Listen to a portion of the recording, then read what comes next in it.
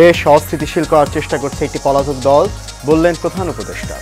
জনগণের আস্থা অর্জনের দাবি। রাজনৈতিক সদিচ্ছা থাকলে ডিসেম্বর নয়, জুনের মধ্যেই নির্বাচন সম্ভব, মন্তব্য আমির খসরু।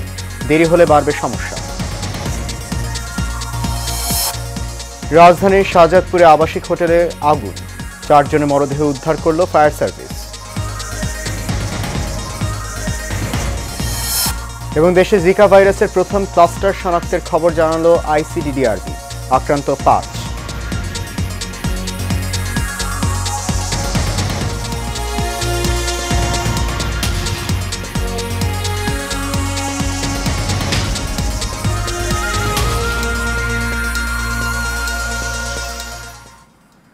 সবাইকে স্বাগত জানাচ্ছি এশিয়ান নিউজে। আপনাদের সাথে আছি আমি সৈয়দ মাহিউজ্জামান মুখর। শুনছেন বিআরবি কেবল ইন্ডাস্ট্রিজ লিমিটেড সংবাদ শিরোনাম। যাচ্ছে পুরো খবরে।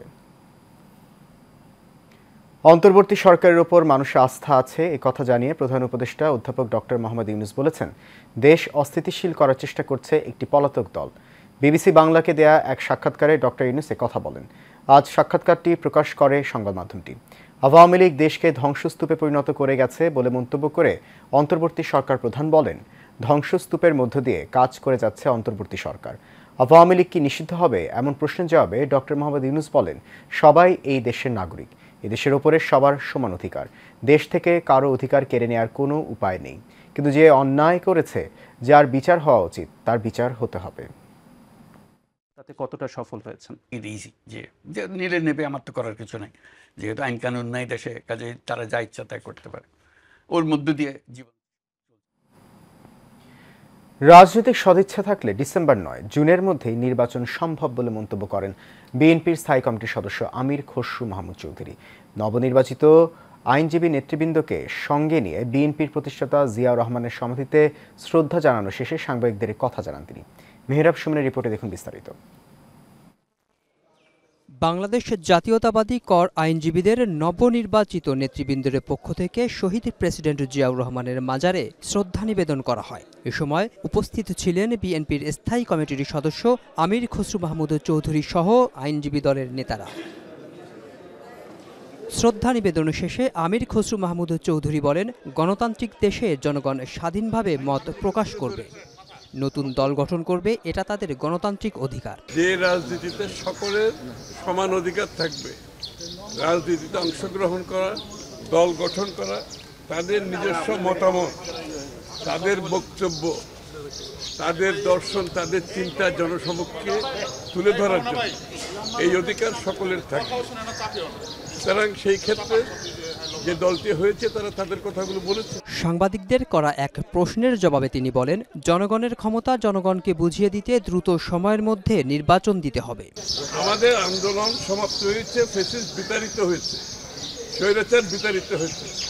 এখন যত তাড়াতাড়ি একটি দেশে গণতান্ত্রিক পরিবেশ, ডেমোক্রেটিক অর্ডার দেশে ফিরিয়ে এনে জনগণের নির্বাচিত সরকারের মাধ্যমে জনগণের কাছে দায়বদ্ধ জবাবদিহি একটি সরকার হবে, যারা দৈনন্দিন জীবনে জনগণের কাছে দায়বদ্ধ থাকবেন, জবাবদিহি থাকবে। জনগণ সেই অপেক্ষায় আছে। এই জন্য নির্বাচনের দ্রুততা সম্বন্ধে সকলের মনে একই প্রশ্ন যাচ্ছে, এটা যত দেরি হবে দেশ তত বেশি ক্ষতিগ্রস্ত হবে। অনুষ্ঠানে বিএনপির চেয়ারপারসন বেগম খালেদা জিয়ার সুস্থতা এবং দেশবাসীর শান্তি কামনায় দোয়া করা হয়। Mehrab Suman, Asian television, Dhaka. রাজধানীর শাহজাদপুরে সৌদিয়া নামে একটি আবাসিক হোটেলে আগুন লাগার পর সেখান থেকে 4 জনের মরদেহ উদ্ধার করেছে ফায়ার সার্ভিস। নিহত 4 জনই পুরুষ। প্রাথমিকভাবে তাদের নাম পরিচয় জানা যায়নি। দুপুর 12টা 17 মিনিটের দিকে আগুন লাগার সংবাদ পায় ফায়ার সার্ভিস। বিস্তারিত রকিব মানিকের রিপোর্টে।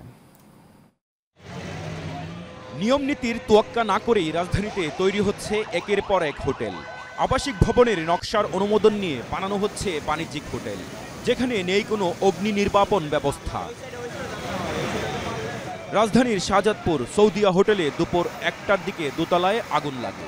পরে ধীরে ধীরে 6 তলা পুরো ভবনটিতে আগুন ছড়িয়ে পড়ে। এতে 4 জনের মৃত্যু হয়। জানা যায় বহির্নির্গমন পথে তালা লাগানো থাকায় বের হতে পারেনি কেউই। তালাবদ্ধ দরজার পাশে দোয়ায় দম বন্ধ হয়ে 4 জনের মৃত্যু হয়। দমকল বাহিনী জানায় তদন্তের পর জানা যাবে কী কারণে আগুনের সূত্রপাত হয়। রকিব মানিক, এশিয়ান টেলিভিশন, ঢাকা। নারায়ণগঞ্জের চাষারায় বাসার গ্যাস লাইন লিকেজ থেকে বিস্ফোরণের ঘটনায় নারী শিশুসহ ৮ জন দগ্ধ হয়েছেন। ২ নম্বর ঢাকেশ্বরী এলাকার একটি টিনশেড বাসায় এই ঘটনা ঘটে। ভোররাতে দগ্ধ অবস্থায় তাদের উদ্ধার করে জাতীয় বার্ন ও প্লাস্টিক সার্জারি ইনস্টিটিউটে ভর্তি করা হয়েছে। আহতদের সবার অবস্থায় আশঙ্কাজনক বলে জানিয়েছেন চিকিৎসক।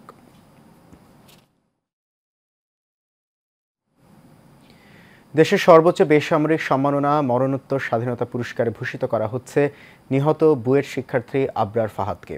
আজ সামাজিক যোগাযোগ মাধ্যম ফেসবুকে আবরার ফাহাদের স্বাধীনতা পদক প্রাপ্তিসহ তার আত্মত্যাগকে স্মরণ করে একটি পোস্ট দেন অন্তর্বর্তী সরকারের স্থানীয় সরকার, পল্লী উন্নয়ন ও সমবায় মন্ত্রণালয়ের উপদেষ্টা আসিফ মাহমুদ সজীব ভুইয়া।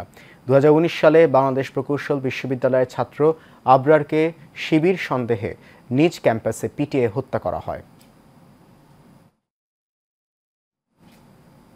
জিয়া চ্যারিটেবল ট্রাস্ট দুর্নীতি মামলায় বিএনপি চেয়ারপারসন বেগম খালেদা জিয়াকে 7 বছরের দণ্ড থেকে হাইকোর্টের দেয়া খালাসের রায় বহাল রেখেছেন আপিল বিভাগ। সকালে বিচারপতি মোহাম্মদ আশফাকুল ইসলামের নেতৃত্বাধীন আপিল বিভাগ এ আদেশ দেন। হাইকোর্টের খালাসের রায়ের বিরুদ্ধে রাষ্ট্রপক্ষ ও দুদকের আপিল খারিজ করে আদালত এ আদেশ দেন। গত 23 ফেব্রুয়ারি জিয়া চ্যারিটেবল ট্রাস্ট দুর্নীতি মামলায় খালেদা জিয়াকে 7 বছরের দণ্ড থেকে খালাসের রায়ের বিরুদ্ধে আপিল বিভাগে আবেদন করে রাষ্ট্রপক্ষ ও দুর্নীতি দমন কমিশন। এর আগে গত বছরের 27 নভেম্বর জিয়া চ্যারিটেবল ট্রাস্ট দুর্নীতি মামলায় খালেদা জিয়াকে 7 বছরের দণ্ড থেকে খালাস দেন হাইকোর্ট।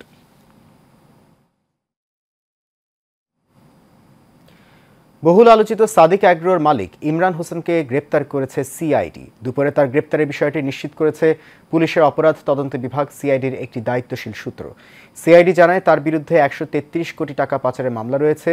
সেই মামলাতেই তাকে গ্রেপ্তার করা হয়েছে।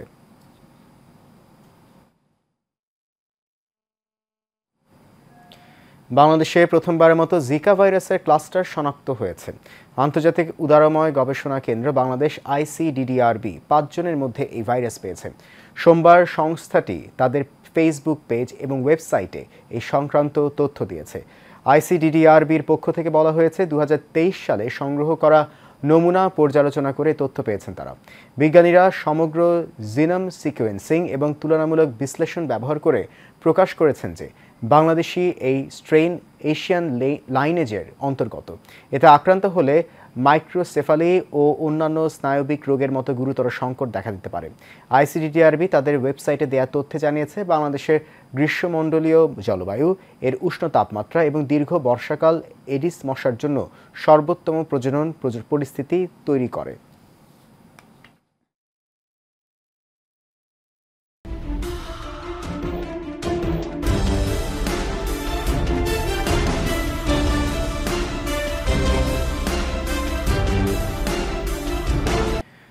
পবিত্র মাহে রমজান উপলক্ষে ময়মনসিংহে ট্রাফিক নিয়ন্ত্রণ, বাজার ব্যবস্থাপনা এবং নিরাপত্তা নিয়ে রেঞ্জ ডিআইজির উদ্যোগে সংবাদ সম্মেলন অনুষ্ঠিত হয়েছে। নগরীর পুলিশ লাইন্স ড্রিল শেডে রবিবার দুপুরে এই সংবাদ সম্মেলন অনুষ্ঠিত হয়েছে। সংবাদ সম্মেলনে রেঞ্জ ডিআইজি ডক্টর আশরাফুর রহমানের সভাপতিত্বে বিভাগীয় কমিশনার মোহাম্মদ মুখতার আহমেদ বক্তব্য রাখেন। উক্ত অনুষ্ঠানে আরও উপস্থিত ছিলেন সুপার কাজী আক্তার উল আলম, ময়মনসিংহ প্রেস ক্লাবের সাধারণ সম্পাদক সাইফুল ইসলাম সহ পুলিশের ঊর্ধ্বতন কর্মকর্তাগণ। শেষ করবো এশিয়ান নিউজ। তার আগে বিআরবি কেবল ইন্ডাস্ট্রিজ লিমিটেড সংবাদ শিরোনামগুলো জানিয়ে দিচ্ছি আরও একবার।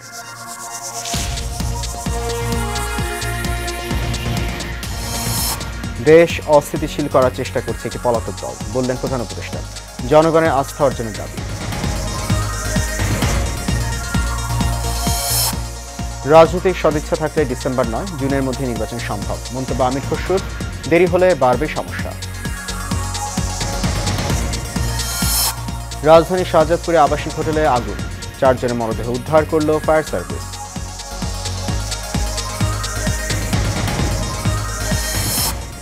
এবং দেশে জিকা ভাইরাসের প্রথম ক্লাস্টার শনাক্তের খবর জানালো ICDDRB, আক্রান্ত 5।